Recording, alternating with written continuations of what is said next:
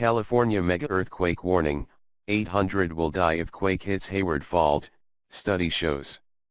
A magnitude 7 earthquake on the Hayward Fault would decimate the San Francisco Bay Area and kill at least 800 people, according to a shocking new study. While the San Andreas Fault gets most of the headlines for its seismic activity on the west coast of America, researchers claim that it is the Hayward Fault which is long overdue and could destroy the San Francisco area if a megaquake strikes. Water, electricity, and gas supplies could be affected, and hillside areas are seen shaking more than flat land in the most detailed simulation ever made of a magnitude 7 earthquake. Most of the 2.5 million people now living in the San Francisco Bay Area would be affected, the study warns. The Hayward Fault is a 74-mile fault line on the west coast of the USA running parallel with the San Andreas Fault, to the east of central San Francisco.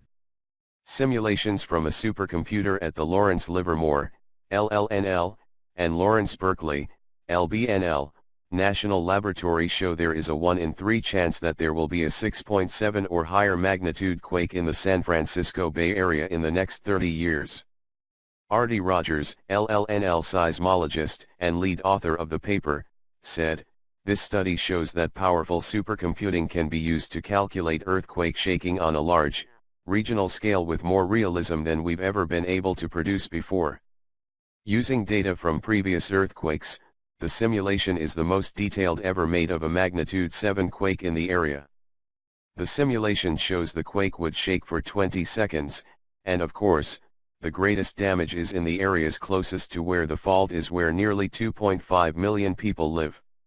In a separate study from the U.S. Geological Survey, USGS, seismologists called the Hayward Fault a tectonic time bomb.